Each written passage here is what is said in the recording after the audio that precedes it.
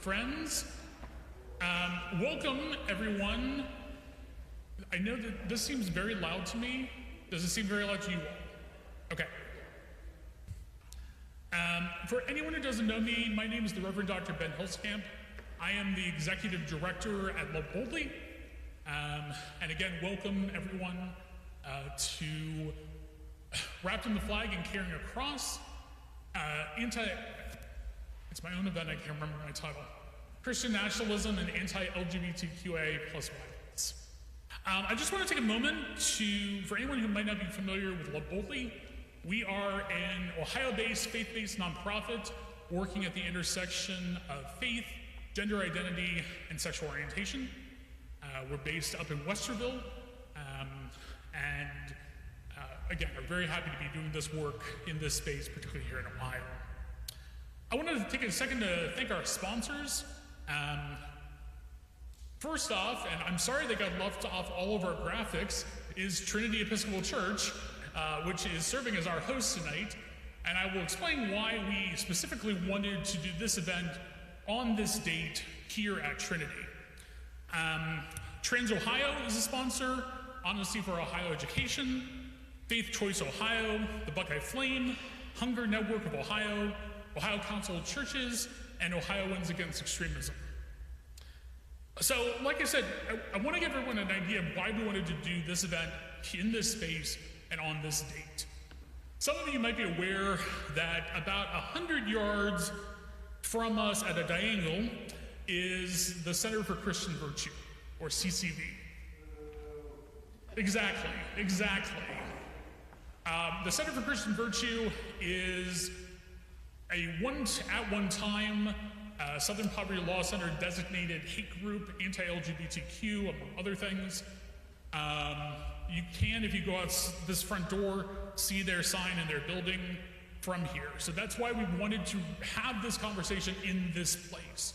And in a place that is, if that wasn't enough clue, is 100% affirming of the queer community, among many other communities.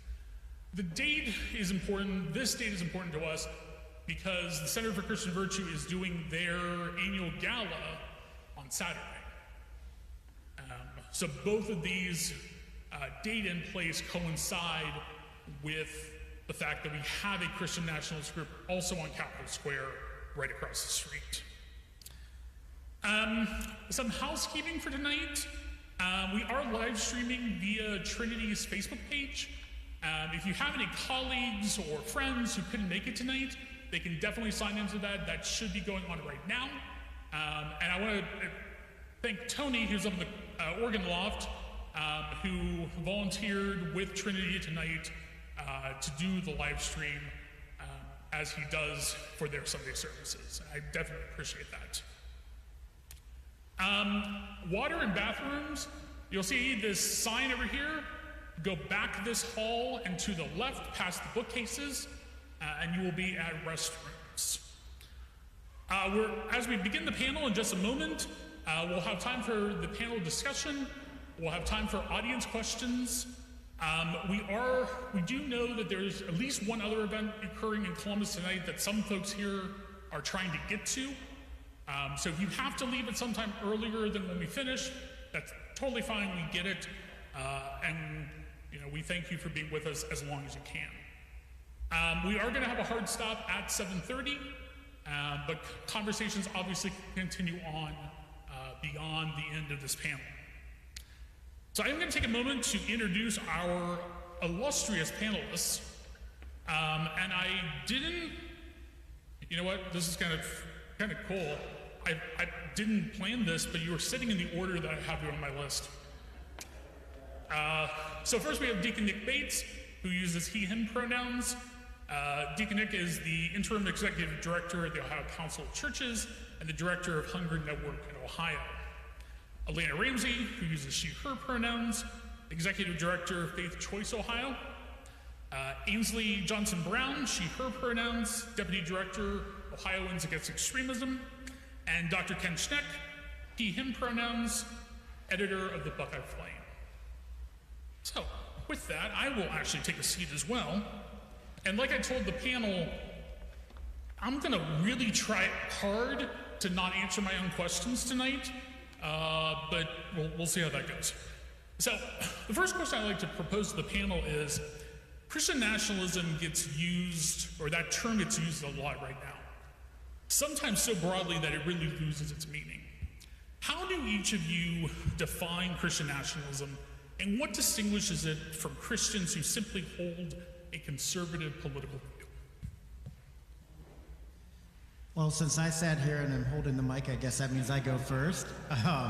Well, thank you so much for having us today and for this conversation, because I think this is really going into an election season as people are trying to weigh and figure out what is the direction of our communities and our country. This is, I think, a vital, vital conversation. So when I hear the term Christian nationalism, I know some people are like, is it really Christian? Is it really patriotic? And the answer is no. Because what Christian nationalism has done is it has co-opted language, theology, and stories that many of us hold very close to our hearts, and I have a lot of value and importance as a person of faith for me and many others, and have manipulated those things to gain political power. So that is what it is about. It's identifying the power we want, or that a group wants, and then using theology and religion to try to justify it. And one of the reasons why I think it is so dangerous, the other day I was talking to some folks and saw a political ad where somebody had, in a flyer, was clearly at a tailgate, at a Buckeye tailgate. And as a way to connect with Columbus area voters, I'm a Buckeye fan, therefore we're of the same mind. But the difference between Christian nationalism and saying, hey, we're all Buckeye fans, so vote for me, is when you attach theology to it, you're now defining who is good and who is bad, who is right and who is wrong, who is worthy and who is unworthy, who has a right to live and who can be demonized and destroyed. And that is really what ends up happening. And we see this at the State House over and over again, the attacks against people, not against policies, but against people. And that is by, when you attach the theology to it, it gives people permission to push down and to go very, very dangerous places, like we saw, as a Lutheran, where we saw many Lutherans go in the 1930s in Germany.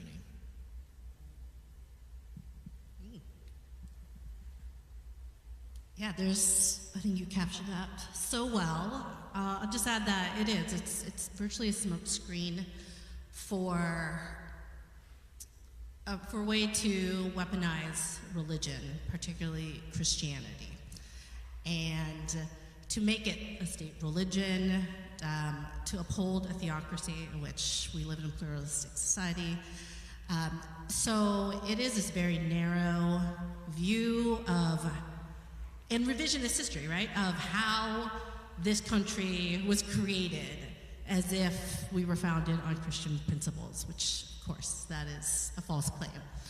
And it is about power and control when it comes down to it. As someone who, I run a faith-based reproductive rights organization, all the people who are opposed to what we do, who oppose bodily autonomy, are the folks who, stormed the Capitol on January 6th, who are the Christian nationalists who are trying to uphold God and country and America first so-called values.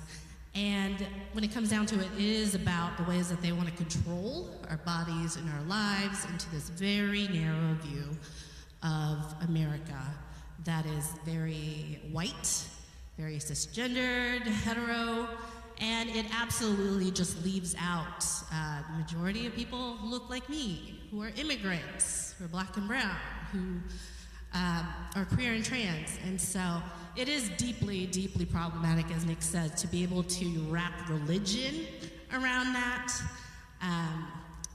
It is a powerful force, but one that I think has been with us since the founding of this country. I want to be clear, America's original sin of genocide and slavery, what we're talking about with Christian nationalism isn't new. It's just another way to repackage all the ways that America has strive to propose these ideologies of like manifest destiny and American exceptionalism. So it's great we're having this conversation, but it needs to continue to be on our radar and our awareness, because every generation it takes on a different spin, and it draws in more and more people. Well, first I want to call Christian nationalism what it is. It's a political ideology. It anchors itself, as we said, in scripture, well, in a selection of scripture, to really validate itself, right? And one of the things that I don't think we've mentioned yet, but I think is really equally nefarious, is it has turned the church into an organizing hub, but an organizing hub for this ideology, right? We know that there's no requirement to believe in Christ or his teachings, but somehow Christian nationalists have managed to co-opt the sanctified / set apart status that comes along with, the religion. And to go back to, Nia's point about the othering, I think we talk about the othering, quite a bit. The idea of friend versus foe, us versus them, is really foundational in this ideology. And if you kind of take a step back, you notice that they attack what includes everyone. So public education is for everyone. Well, that's bad. Marriage equality is for everyone. Well, that's bad. Because they need someone to other. And I also want to point out that because this is a political ideology that is constantly checking the pulse of the populace, I think one thing that we should be aware of is, as this movement continues, it is inserting itself in Latin culture, in Hispanic culture. The through lines between being Hispanic and Christianity are very tight, and looking at how the voting demographics are going, right? And so, who can they include but still other people? And the church is really where they've drawn that line in the sand. Thanks so much for having me. There's a certain thrill in being a gay Jew from New Jersey talking about Christian nationalism in Ohio in a church, so I'm happy to be here for that. I would just amplify what has been brilliantly said already, and just maybe use some different words and make them sound like they're mine. In that, whereas an individual conservative Christian can be a very insular and inward and internal identification, Christian nationalism requires a contrast.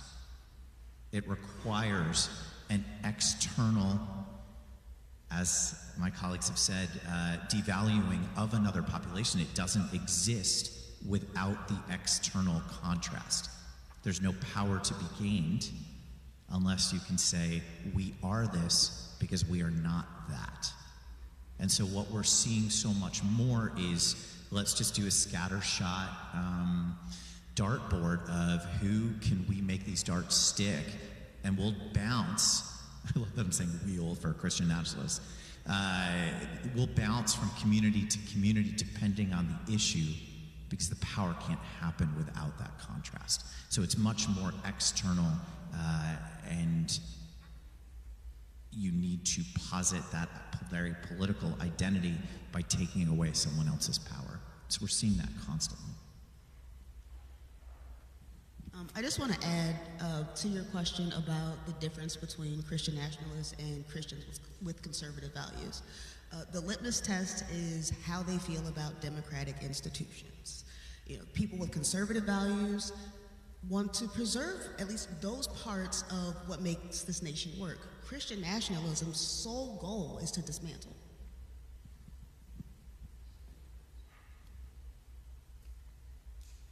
Before we get too much further into the discussion, one issue that has definitely come up in LOVEboldly, and Nick, you and I started talking about this last week, I believe, but I think we all can recognize that Christian and Christian nationalism is no more Christian than the Klan or any other organization that has co-opted Christian scripture, Christian doctrine throughout history. With that in mind, is there something better that we should be calling what we currently refer to as Christian nationalism than Christian nationalism?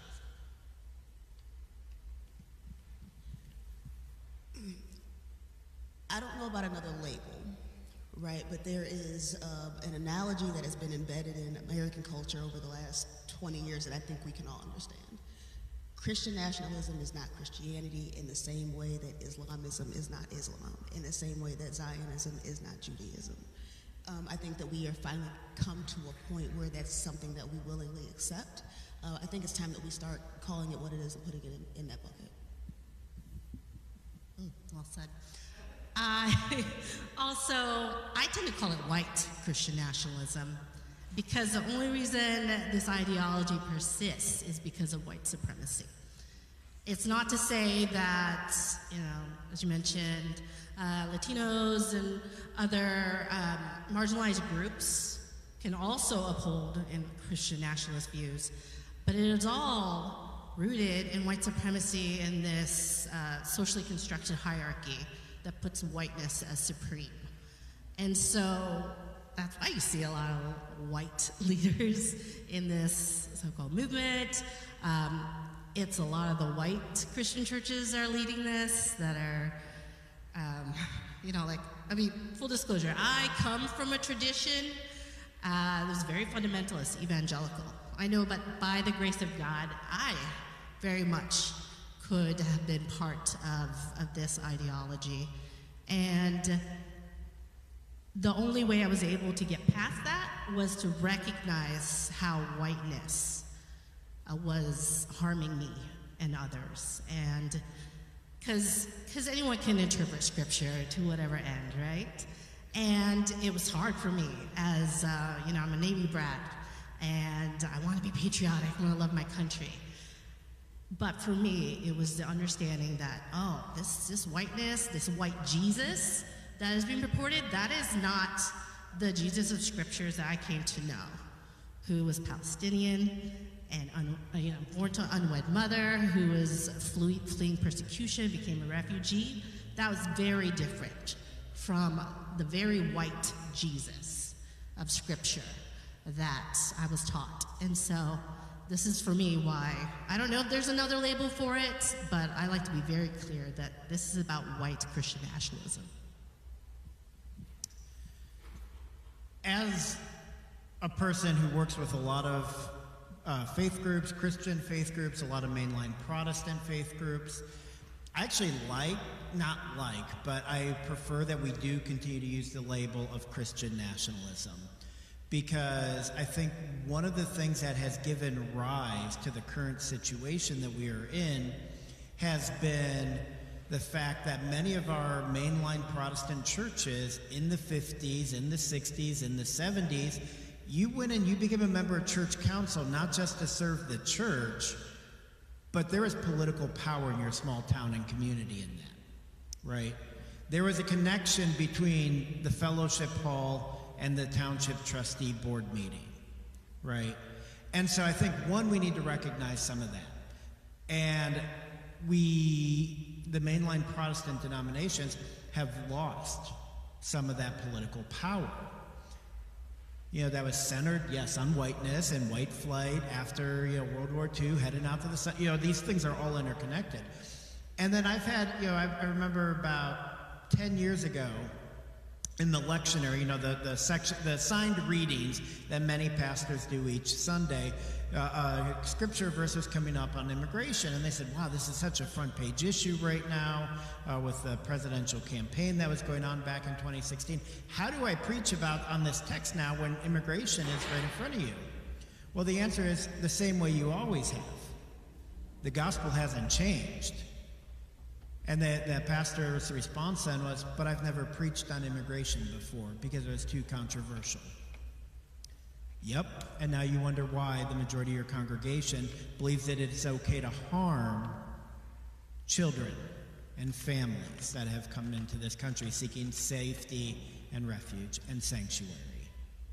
Because we have avoided out of desire to be nice. Our churches have avoided preaching and proclaiming the gospel. So I think it is on us, as a faith leader in this state and community, it is partially our fault from our silence has allowed this movement to breed in our silence.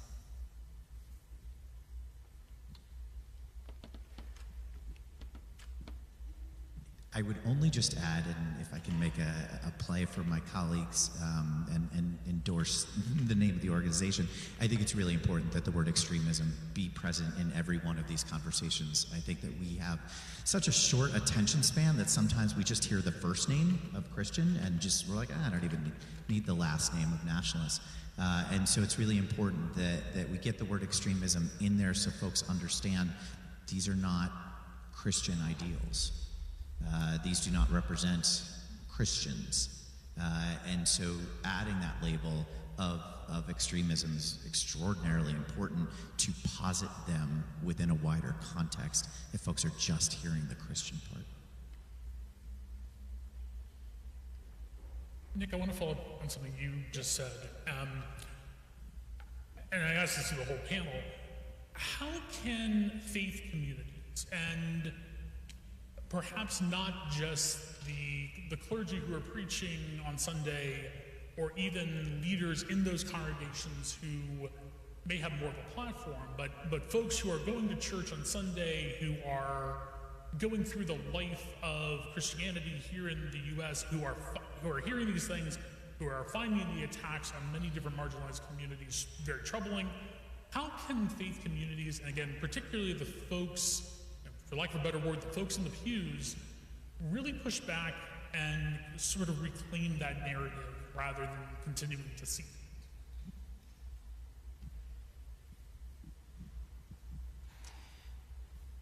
So I think just about all the mainline denominations, your Methodists, Lutherans, Presbyterians, we all have the joke about, what does an evangelist that's a Lutheran do? They knock on your door with a casserole and then walk away. We all have our own version of these things, right? I think one of the big things that we need to reclaim, that I think we learned from some of our more evangelical colleagues, is the idea of testimony, of witness, of proclaiming our story. When you look at immigration, it's just one example, or LGBTQIA plus rights, or these other things. It is not just, the economic argument. That's not what we say. As my neighbor, as my brother in Christ, you bring value to my community, right? You are a child of God, and these things have value. And I think reclaiming some of that testimony, some of that excitement, some of that joy that we can have from both the pulpit, from the laity, as we confront these things, we are not going to be able to out-argue them in the streets, but we can have more joy. And when people see a joy-filled presence in a community that is diverse and reflects the beautiful tapestry of humanity, I think that is what lets us be able to show a new way forward of being a community together. And I think that's one of the big ways that we need to start reclaiming some of this.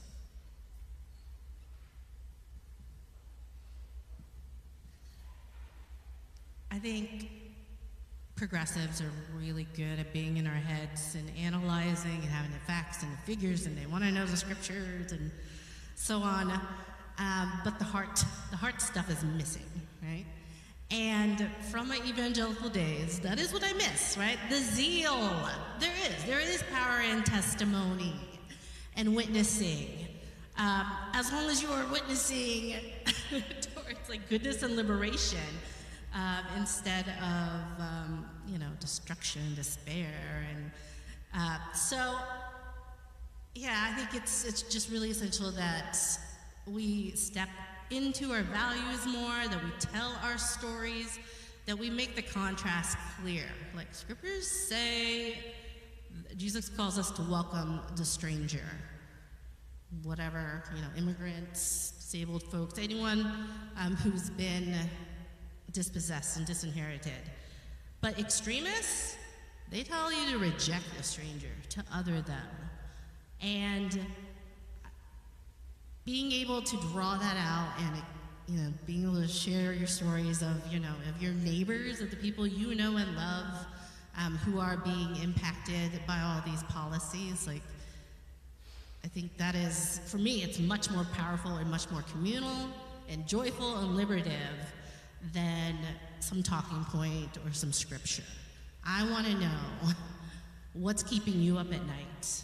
I want to know what makes your heart hurt, and that also enlivens you to know what you're gonna live for. This is a season of resurrection for Christians, and in this Eastertide, and just knowing that we just passed, the crucifixion and whatnot. Yeah, I still wonder, what am I willing to live for? What am I willing to die for? And if it is anything that is condemning or controlling, those are the things I want to die in me, that I want to die in my communities, and that I want to resurrect the hope and the healing and the wholeness that we all deserve.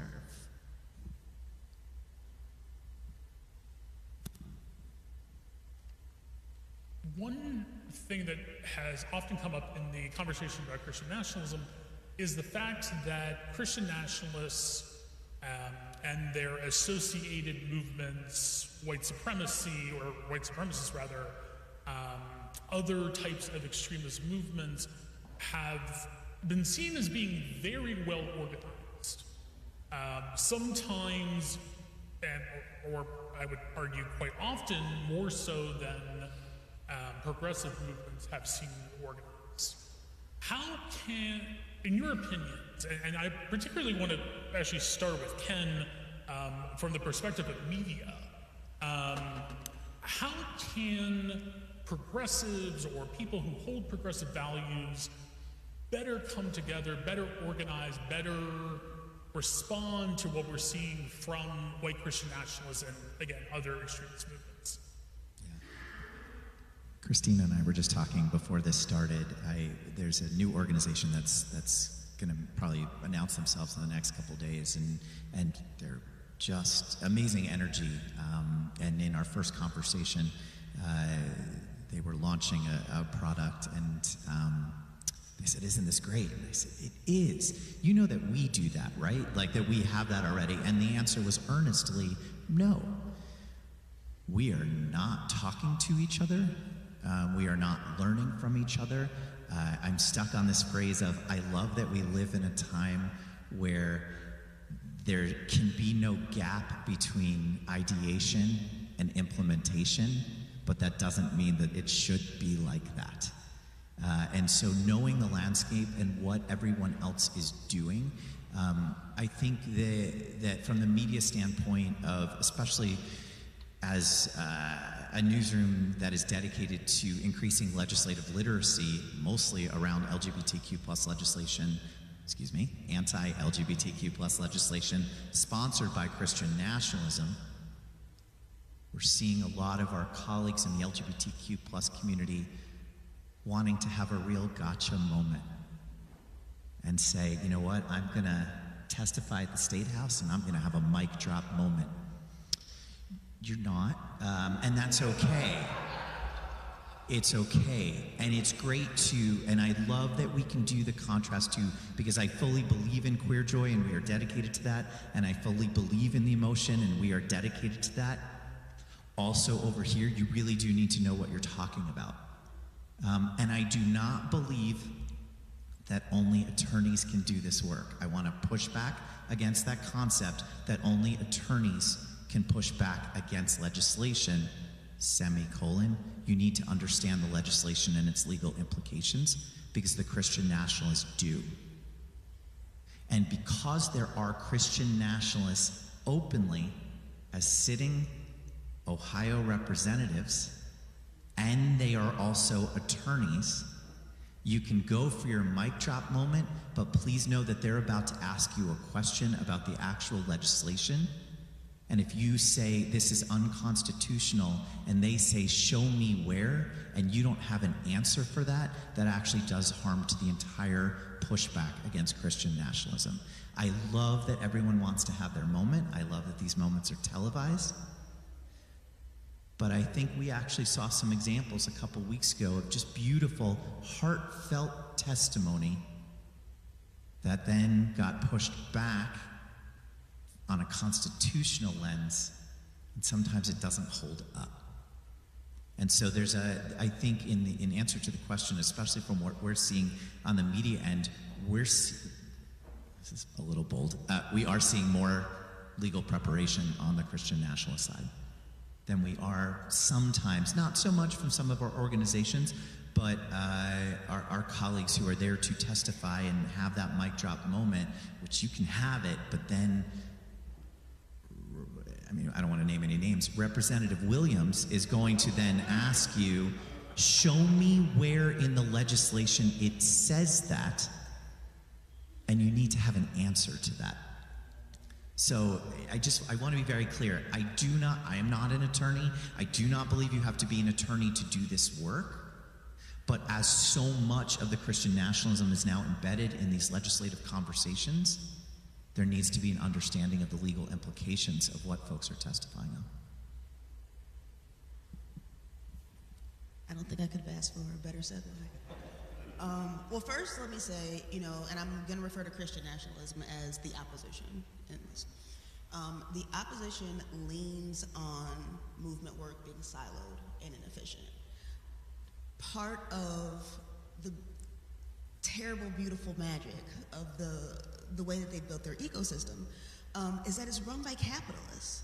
And capitalists are really good at being efficient, and they're really good at streamlining, and they're really good at scaling. And so things that come naturally, we don't have, right?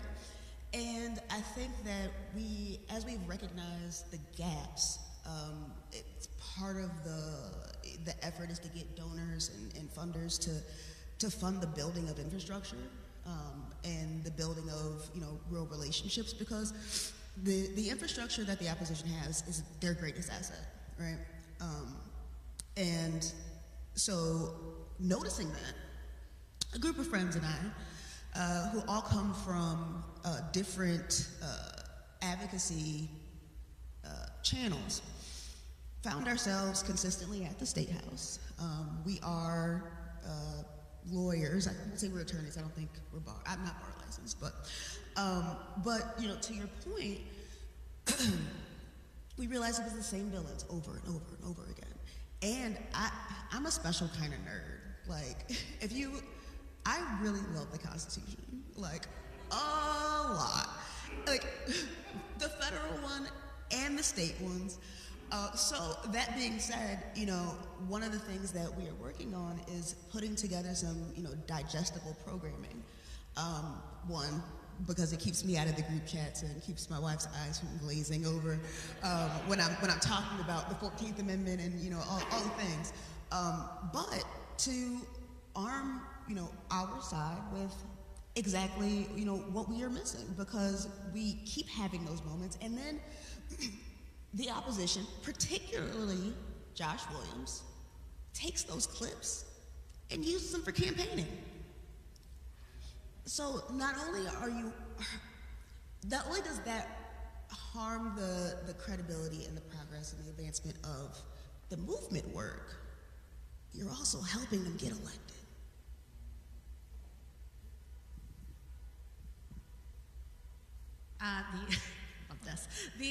Our opposition, the extremists, are also really good at organizing across differences. In front of all the abortion clinics that I support and go to and work with, there will always be protesters who are always Catholic and evangelical. Now, as a former fundamentalist evangelical, we did not think Catholics were real Christians. I mean, I once went on a mission trip to Rome to convert Catholics who we didn't think they were real Christians. The fact that they can work together, even though, Yes, they have differences theologically and whatnot. That is also part of their insidious power and strength.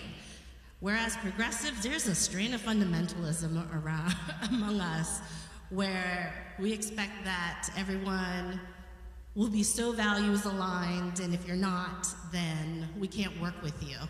But that leaves out anyone who's moderate, on the fence, anyone who's conservative and has grown disillusioned and has buyer's remorse for who they just voted for. And it also leaves out those who aren't traditional activists, who then get activated, like in Minnesota and Springfield, folks who are like, but wait, this is wrong and I care about my neighbors, I'm gonna step up, even though not normally a part of the organizing ecosystem. And it's that kind of big tent that we have to be able to build. Yes, we need the infrastructure and all that, but we need to look in the mirror among progressives ourselves and recognize how we have our own litmus test and purity politics that gets in the way of building a larger table where all are welcome and where people can organize with you. And we've been part of some of these calls that are trying to build a big tent, and they are really focused on cross-sector organizing and coalition building, not just the civic engagement groups, not the faith communities, but labor and business, all of, various sectors of society, because when you can do that, you inoculate against extremism.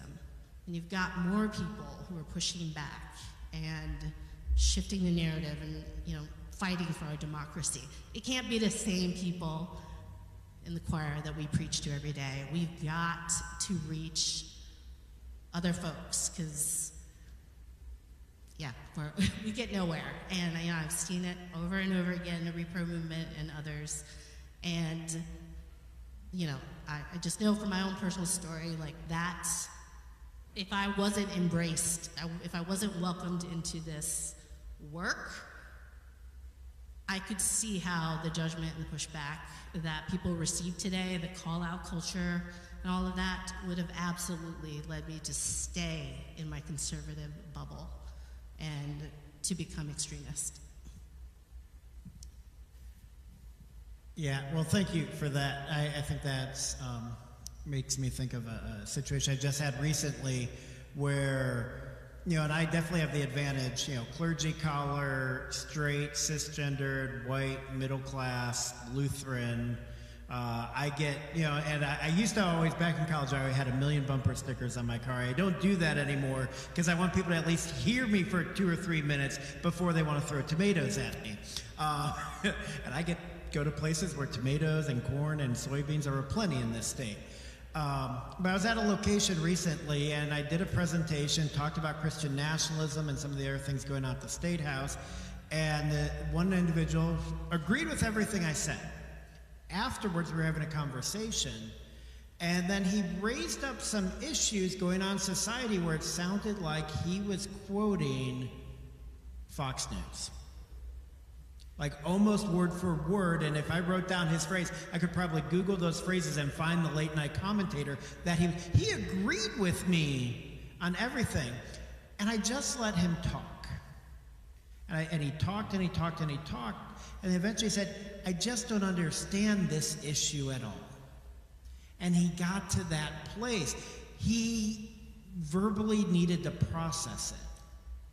And so it's one of these things that we could then be like, well, why do you think that is? Had a little bit of a conversation. And then he began to understand that one issue. He agreed with everything I said over here, but then he went to what the hot topics are in the media right now. And there's one issue he didn't understand.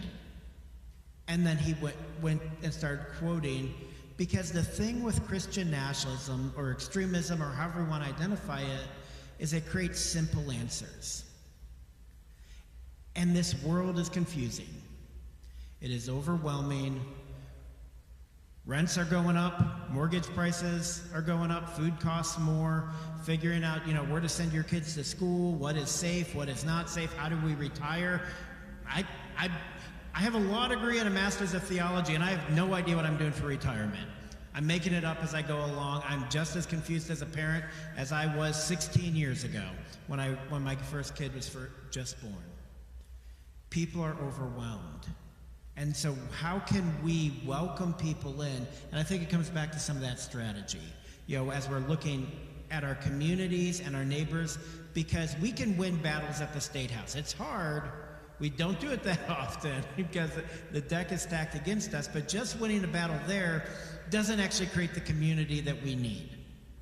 We need to begin to build the broader coalition, and that's the reality.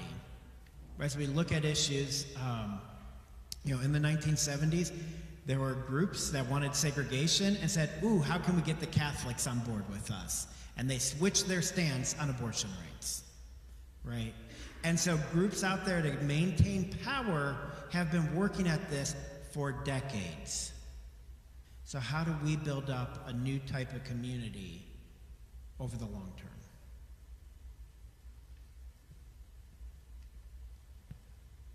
So one thing I hear, or one thing that we've been discussing is, changing hearts and minds, and how do we work with our neighbors?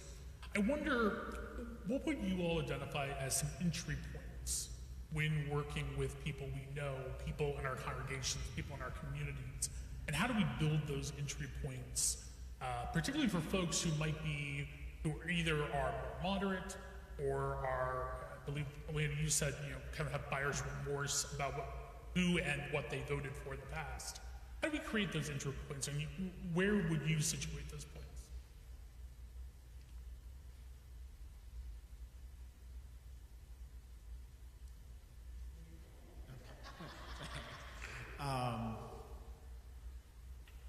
I'm kind of privileged, and professionally I have that opportunity to go out. I've preached now in close to 80 congregations across this state over the past 10 years. And some I've been in multiple times. I've been able to build up some relationships. And I always say, how can I paint what my message in a story that the community that I'm preaching to or teaching at can engage with? So it's fun. I always joke, I got about 10 stories about my kids that I have used repeatedly because I've been in different places on most Sundays. So I can use the same story over and over and over and over again, and shocker, I don't need to look at my notes anymore when I'm saying those stories. But it's often, about my kids in Scouts and camping and, things that parents are fearful of these days. Or, I don't reference movies necessarily that I watch now with my kids. I'll reference Rocky, knowing that the audience I'm preaching to remembers when Rocky was in the theaters, right? The first one, not the 8th one. Right? So finding those kind of connection points so that I can meet people where they are on something that's somewhat superficial, a movie or an experience being a parent. Not that parenting is superficial, but kind of those kind of common stories we share fairly openly, and then take them down a pathway to where the conversation that I really want to have with them. I have family members, extended family, friends, community members that we've been able to have deep conversations. I have a transgendered child, but then there are other family members and friends and people that I don't interact with anymore to protect my child, because I don't want to put my child around those people knowing what they would probably say. So having those kind of places and being clear on where we have to draw those lines for our own safety, for the safety of others, but then, when you have that safety first, being able to have those conversations with people and giving people that chance to talk themselves into a circle where they realize, wait, no, I actually do want a just world. And the rhetoric I'm hearing on TV and on social media isn't where I want to be.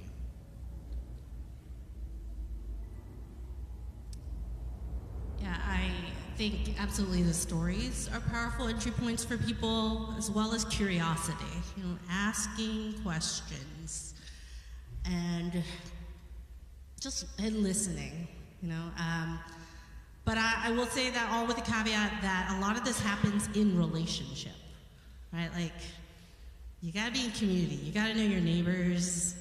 You know, I live across the street from some really hardcore folks who have the "Don't Tread on Me" flag flying high right now, and it is a discipline to go over and be in a relationship, to recognize their humanity. We talk about our dogs, but it also allows us then to, you know, he'll ask me about my yard signs and why, but at least we're able to keep the conversation going. We don't always agree, but we keep it going, and I'm hopeful that, you know, at least something, some seed or something is being planted there. But I will say that it is important, like you said, to be very discerning and careful, because I think part of this is, depending on who you are, social context and whatnot, like, there are risks to all this work, to a lot of abortion work. We're always talking about risk. But it is also incumbent upon us, depending on your social location, how and why you step up to do this work. As, you know, an ally of the queer and trans community, this is something I want and need to be able to talk about why this is important. I'm not going to expect my LGBTQ plus siblings to be fighting this fight on their own, putting their bodies and lives at risk, because they're already under attack. But this is really important for folks, if you're an ally, to become an accomplice, to again recognize, like, you have a certain amount of privilege and an ability to take those risks. And again, that's always shifting for me. When there was a lot of backlash against the Asian community, yeah, I'm not going to be out there in the front lines leading that charge, but I expect my white and my black kin to be the ones to raise their voice. So all that to say, like, it's good. It's good to have these conversations, but it's good to also recognize your own risk tolerance and your own privilege and social location, and to know when to step up and to step back. So my response comes from surprise. I'm a preacher's kid. My parents are co-pastors at a church in Akron that they founded about 30 years ago. So, you know, the older traditions of spending 4 or 5 of your the weekdays in church, that was what I lived, right? And so one year for April Fool's Day, my sister and her husband decided to tell my stepfather that they've, you know, did a lot of soul searching and some discernment, and they don't believe in Jesus. My stepfather, who is at this point an almost 80-year-old man from Alabama, so not really quick to move on anything, instantly grabbed his Bible, right? And so, like, he was so panicked and trying to find the scripture that they couldn't even keep the straight face. They started laughing. It's like, no, you know, just joking, just joking. So my answer to that, at least for, you know, the audience that I know, my personal focus group, is to just be really candid about the fact that Christian nationalism has flourished in the silence of the faith community. You know, as we talk about, you know, we've mentioned how religion, it's a personal thing. It's a, you know, it's in our family. It's in, you know, understanding the risks of putting yourself out there. Just think about displaying your joy as your way of, quote unquote, fighting back, right? Because the connection has been made, because right now, especially in the media, and you know, some of this media is all part of this ecosystem, are trying to rebrand that that's what Christianity is. But if we go outside and see 20 examples of just living and loving, you know, just having a good time, just, you know, not angry, not screaming, not confrontational, but just literally walking in the joy of Christ, they can continue to hear what Christianity is supposed to be. You just got to show them. want to talk more about the joy of Christ. I don't. I got nothing. Just a couple really quick hits. I do think an entry point has to be knowing your historical context. There's not a conversation about the Center for Christian Virtue that should happen without reminding them of their epic failure in the Mapplethorpe case in Cincinnati in the 90s, because that's really where they got a lot of national attention and tried to outlaw art and ban the First Amendment. And that's a part of this conversation, and often history doesn't come up in this. I really harp on showing up, that you can't have any of these conversations if you don't show up. I think because of my professor role and just my community role, the question that I'm always asked is, no one came to our event. First of all, please stop judging the effectiveness of your event by how many people show up. That is not the measure, but that actually is how we're often taught as the measure of how successful your event was. We'll take an event where there were 5 donors out of 6 rather than a donor out of 100. But that said, no one came to our event. Cool. How often are you going to other people's events? To showing up, though, the caveat to showing up is not taking up space. And I actually love the example of talking about the Stop Asia Hate rallies. So when we had those horrific murders 6 or so years ago of the AAPI women in Georgia, is that what it was? And we had Stop Asia Hate rallies across the country. We certainly had one in Cleveland, in Asiatown, and I went because that's, of course we're in community in that way. And there was a guy walking around signing people up for climate justice on his clipboard. Not only am I not signing your clipboard, now I'm against the environment. You're showing up does not mean taking up space. So how can we be more in community with each other and find, this seems like such a non sequitur, and I actually just said this to my students on Tuesday night. I still think the best thing that I ever did as a dean of students was student organizations could only get 50% of their allocated budget. The only way they could access the other 50% was if they co-sponsored programs with other organizations. And that model, I do think, gets us more entry points, so that it wasn't a Shabbat service, it was a queer Shabbat, it was a black Shabbat, and I don't think we're doing that as much. We're doing it more and more among LGBTQ plus organizations and among different organizations, but we have to be doing that with organizations where I always think someone should look at the flyer and say, why are those 2 organizations working together on this? That's actually where the conversations, in my opinion, can happen. So we've been at this conversation for about 45, 50 minutes at this point already. And I want to ask you all, for the folks that are joining us here in person and online, what is at least one thing that you would want folks to take from this and then go out and do? Not go out and think, not go out and, say, hey, I learned this new thing, but actually do and put into action.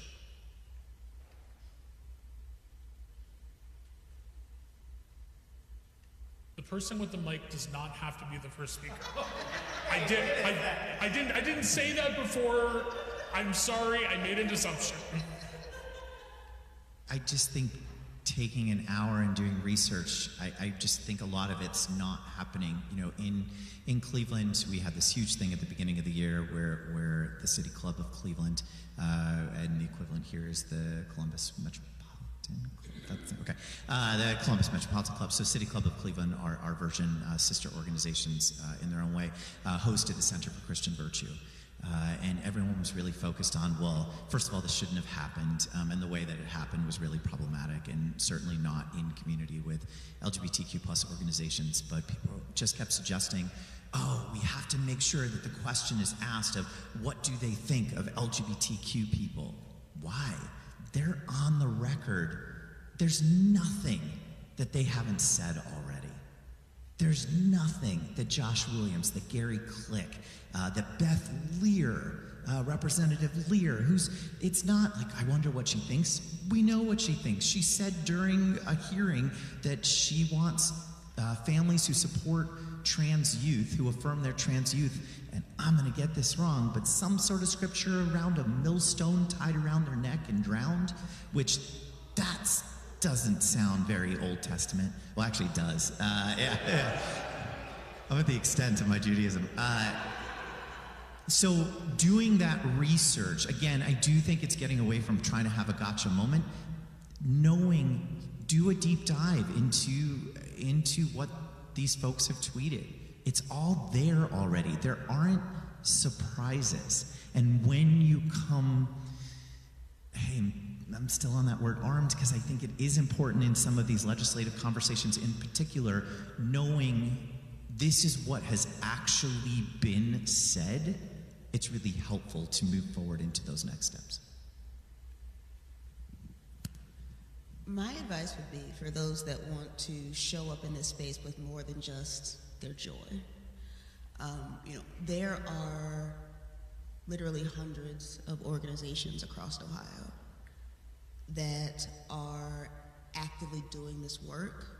But what I think is more important, you will start to notice that there are a lot more community events and just kind of social gatherings that are sponsored by some of these advocacy groups.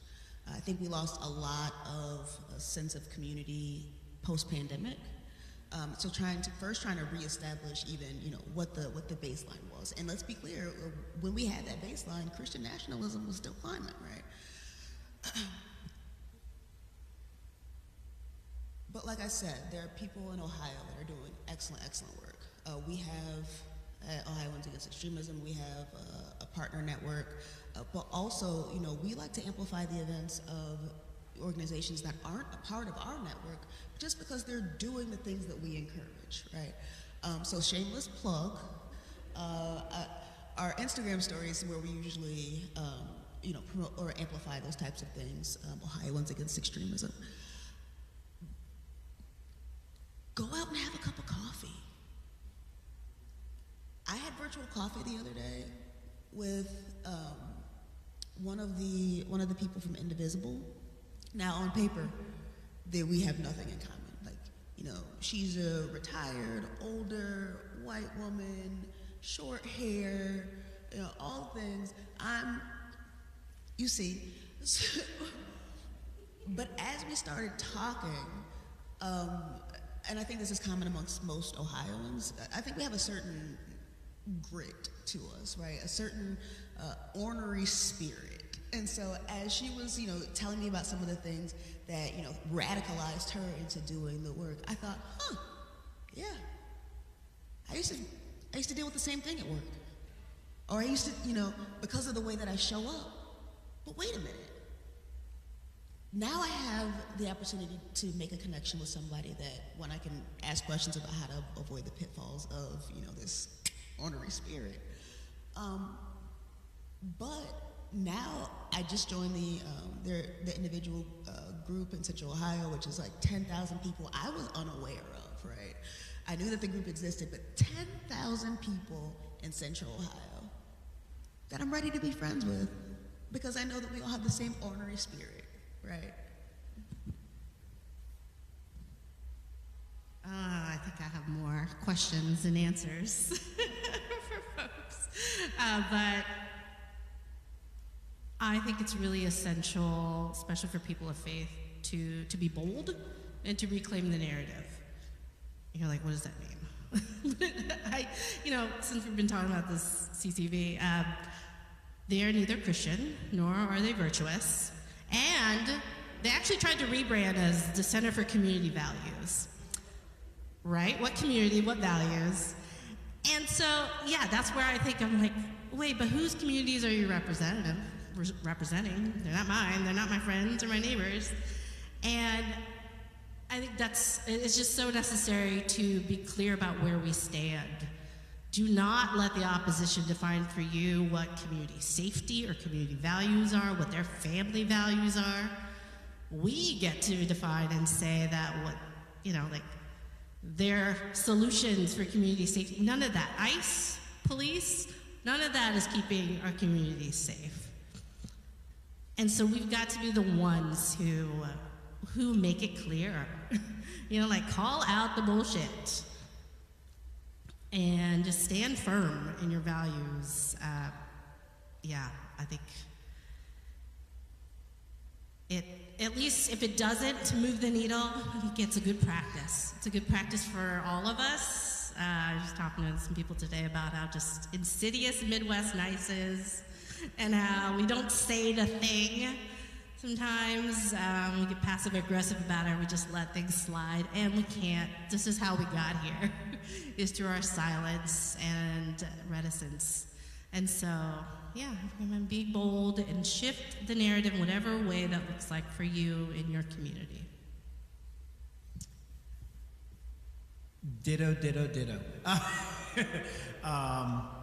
One thing that was brought up earlier was being more strategic, and the strategic partnerships between organizations, so for faith leaders, find the strategic partnerships, learn about the issues. I know there are so many groups, those of us here and many, many others. I often joke, working on such a breadth of issues, I can answer about 2 questions on most policy issues, but once you ask that third question on anything, I got to go to somebody else I know.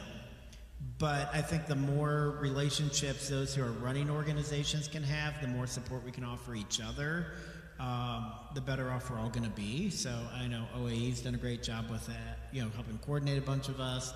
LOVEboldly's coordinating a bunch of people, helping put out that strategic kind of plan and resources, right down the line. So I think being more strategic, building the community. If you're a person in a congregation, the vast majority of clergy I talk to want to do more justice work. They want to proclaim justice for the immigrant. They want to proclaim justice for the LGBTQIA plus youth in our communities. They want to proclaim justice for women. They want to proclaim justice. But every time they do, there's one person in the congregation who sends them a nasty gram. There's one person in the congregation who makes their life a living hell. And that's often what it is. Let them know you have their back if you're in those pews. Because that's what we need. Because on Sunday mornings, there are those in the opposition who are organizing people on the other side. So we have clergy who have studied, who understand this, who feel it deeply in their soul, but are scared. And we have to, so if you're a lady, give your clergy courage to stand up. But, yeah. Well, I want to take a moment to thank our panel, and I'd like to open it up to any questions from the audience. Yeah. Thank you all for being here. I don't have a question, but I want to introduce someone that is here. Representative Mark Sigris is my congressman. So the state of Ohio is over here at the State House, and so all the work talking about legislation, I know that Mark is pouring his heart out for all of us and our organization. So thank you, Mark, for being here. And for those of you who don't know him,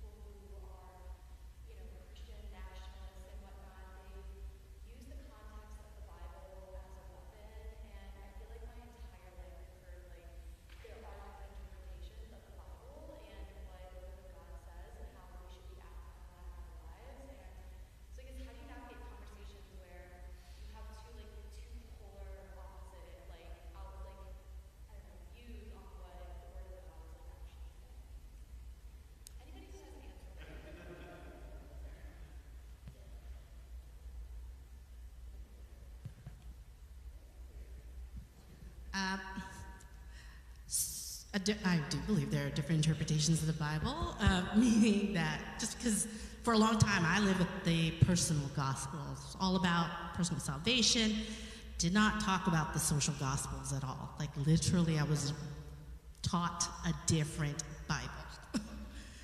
And what I've had to learn and unlearn over the years is that many things can be biblical, but it doesn't mean they're Christ-like. And so for me, Jesus is the person, the historical Jesus, helps me to have that as my North Star, my moral compass. When I understand, I'm like, but wait, which Jesus are we talking about again, right? Is it the sanitized Jesus that people, want to celebrate on Easter and Christmas, but don't actually want to follow, which actually calls you to discipleship and to take up your cross and on behalf of others? And that's the difference, right? Like a Jesus that seeks the well-being and the flourishing of others is very different from the ones that some people like to teach. Says, well, Jesus only cares about your salvation. Doesn't care about the hells on earth right now, but cares about saving you from hell. Like there are the hells of poverty and racism and transphobia. And so it is important that we have religious literacy as well.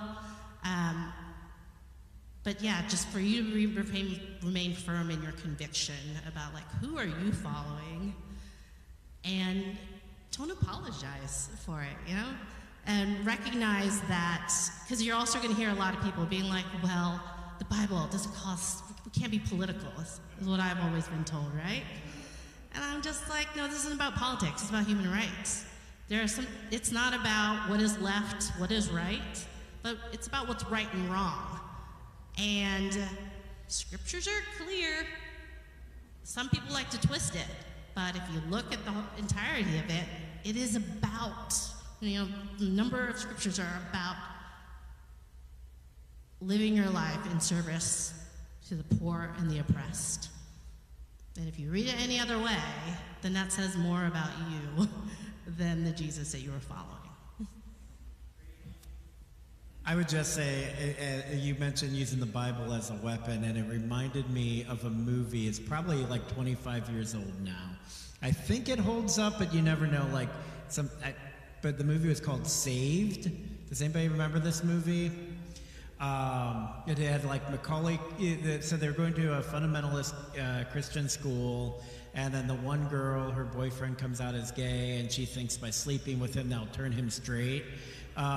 She gets pregnant because obviously they never learned about birth control or anything, and so she's going through the whole year. And one of the things, there's one scene then where the one girl who's the super popular girl takes her Bible and throws it at her, and then she picks up and says, "This isn't a weapon." Right. But there's a lot of good anecdotes in that movie and things, and I've shown it to youth groups, and so anyways. But just 25 years. Macaulay Culkin's in it, so it's fun. It's fun.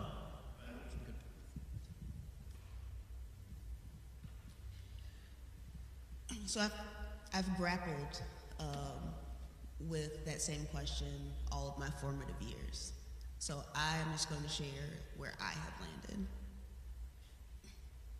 Yes, the Bible is New and Old Testament. But in the Bible, Jesus said that there is one requirement to be a follower. I got to believe in my heart and confess with my mouth. And as long as I do that, I'm good because of the idea that Jesus paid it all. So my question then becomes, well, did he pay it all or not? Yes, I have a wife, but did he pay it all or not? Using that as my line, in evaluating what scripture that's being recalled, that's being used, that's being weaponized, there are probably, we know at least two religions that come out of the Bible, we argue three, the only thing I have to do to be a Christian. And if that, and for me in my world, if that is not where they land, you can call yourself what you want, but we don't share the same faith.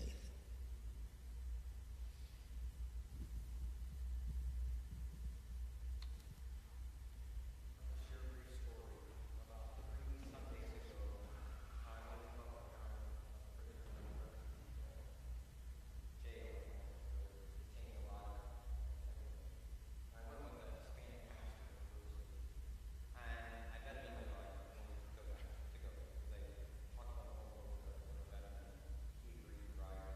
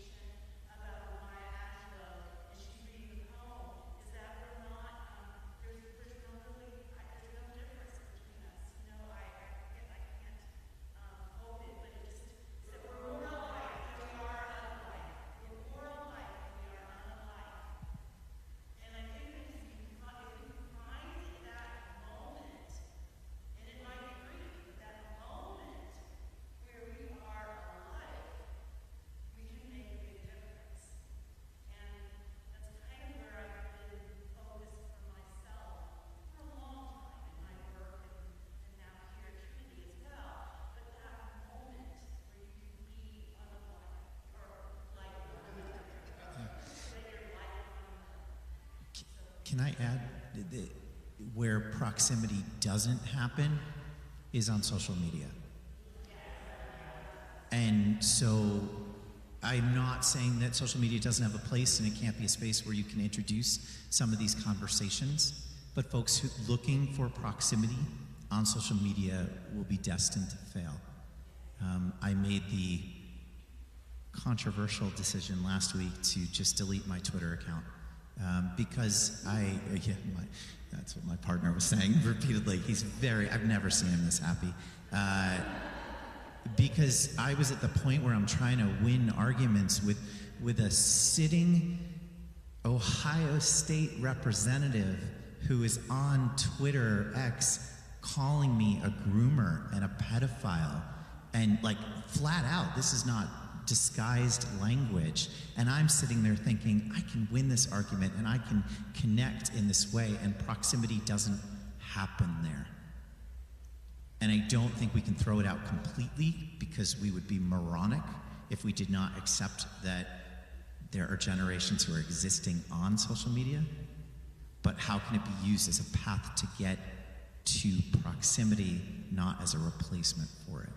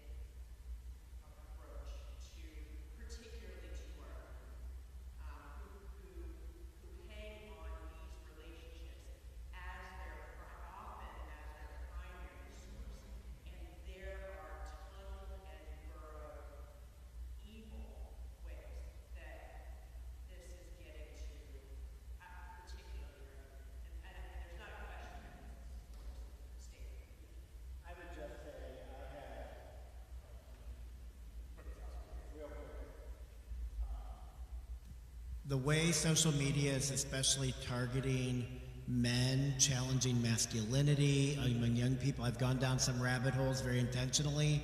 And then the amount of insecurities I started feeling about myself and about my own failures and shortcomings, knowing exactly what I was seeing. Like, it is hard, and it gets you. And I've talked to other people, especially, my younger brother has been in law enforcement.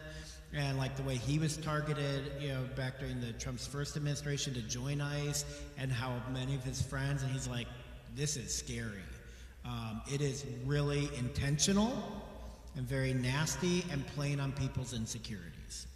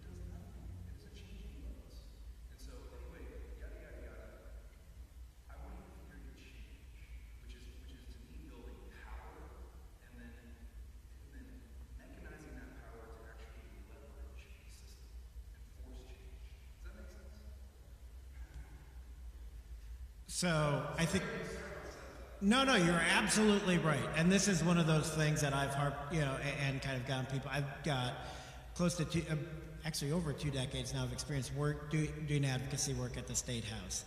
Advocacy is one lane out of many lanes that need to be coordinated, right? So it's one of those things where have staff connections and doing that analysis. And often when I go into committees, it's not about the mic drop moment. I identify one person or 2 people that I think are swing votes on that committee. That if I get them, they're not going to allow this bad bill to move forward, right? And that's who I write my entire testimony for. And when we're not recording or in public settings, I can share with you some of those examples on some of those things. And I'm always open to new avenues on that kind of stuff. But I think the big thing is knowing, that's one lane on change. And the best, I think, a lot of times at the State House that we can hope for is slowing down or stopping bad. And throughout the teens, I was often telling myself, my job on tax policy, where I spent a lot of energy at, was to minimize the tax cuts that were being shifted over to property taxes. So this has all been created, the current property tax issue was created from all those income tax cuts, 13, by the way, in 20 years. Because our assumption was that we'll get redistricting reform done by 2020, and then we'll have more moderate districts, and then legislators are going to be focused more on their communities than they are on the power structures. Okay, we made a bad guess there. I mean, we made that guess back in 2012, that we'll get redistricting by 2020. And we thought we had it. Well, didn't quite work out the way we had hoped. But I think you're absolutely right, that more coordinate, and I think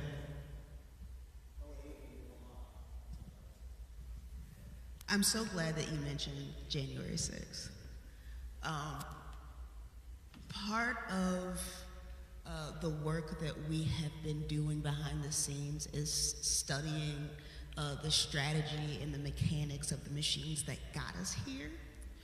Right? Because the strategy is masterful. The content is trash. Interesting thing that popped up, John Eastman, January 6th. That name probably sounds familiar because in the indictments that was co-conspirator number 2. John Eastman, prior, used to be a clerk for Clarence Thomas. And then before that, he was doing academic work, publishing articles about the utility of religion. He wasn't out there, in the protests and the march, in front of the Planned Parenthood, all those things. He used what he had and what he was good at and found a way to make that work, right? And so, to your point, one of the things that we constantly, I don't want to say preach in this context, but one of the things that we constantly say is that there's a place and space for everybody. If you're an artist, find an organization that you think they're doing good work, donate some pieces and let them auction them. If you are really good with children, offer some childcare to some of the protesters. You don't have to be out there yourself.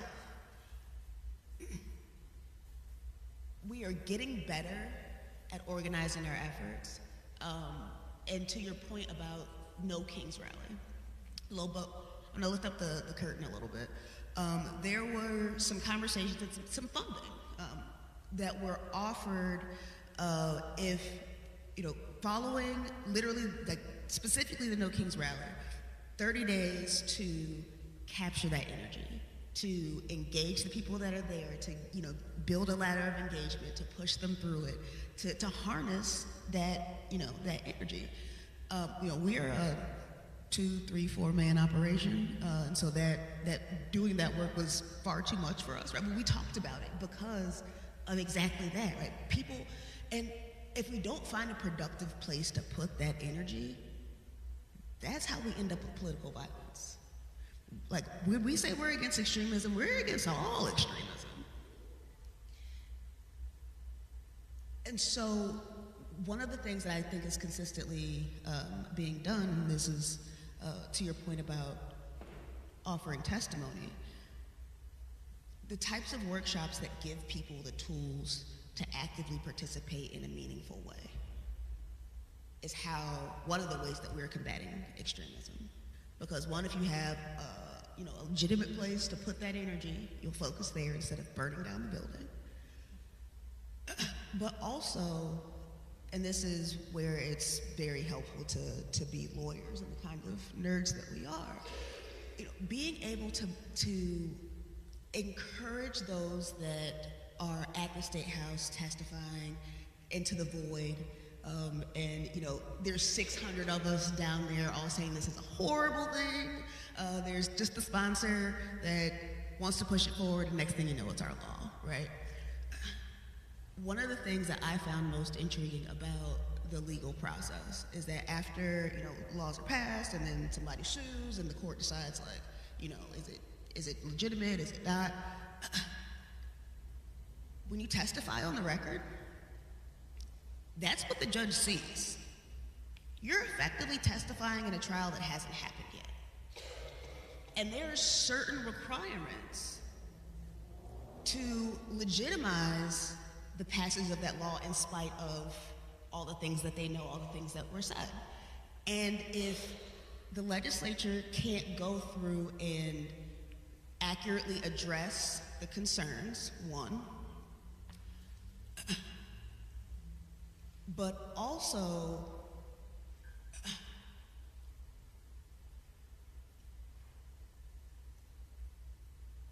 fighting against the arguments that you're making, right? If they're not doing that in real time. So that's why Josh Williams is asking, well, if it's unconstitutional, where in the Constitution is that? Because that's on the record. So when ACLU, God save him, ACLU eventually sues,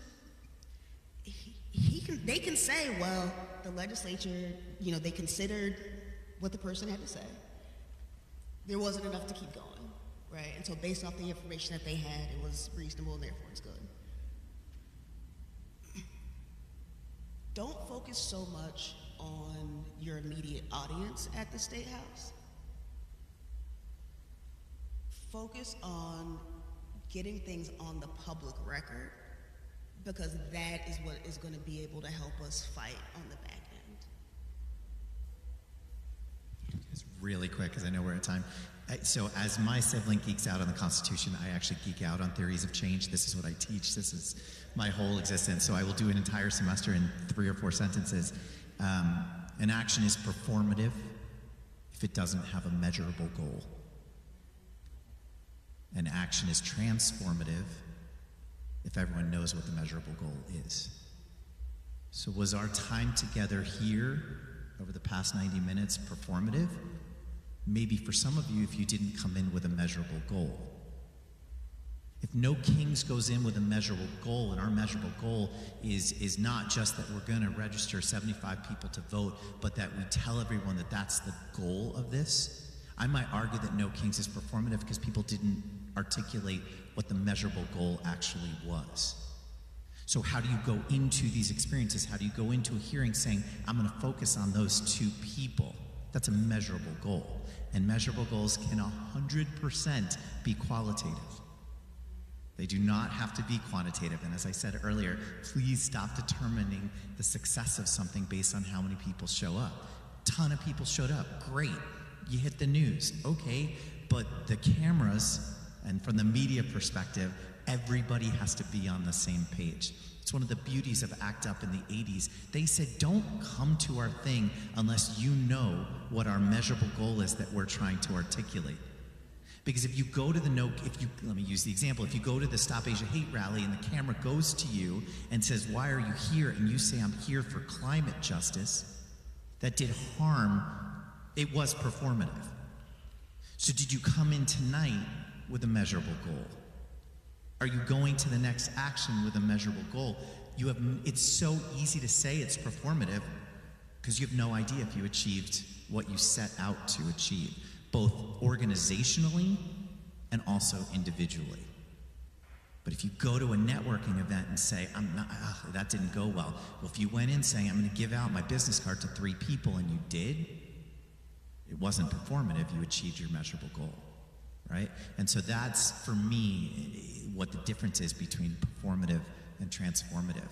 And it's geeky, and it's not as sexy to say, I just wanted to go to feel good. Great, but you also forgot to eat, so you didn't feel good, right? And so there's all these factors with that. So really focusing in on, did I go into this experience both individually and organizationally with a measurable goal that's on mission for what it is that I do? That, researchers say, makes a difference. So, other than sitting on my hands and not responding to questions, the harder part here is having to stop our conversation. But we are now over time. I want to be respectful of what we told you all and what we told our panel. But can we get a round of applause for our wonderful panel?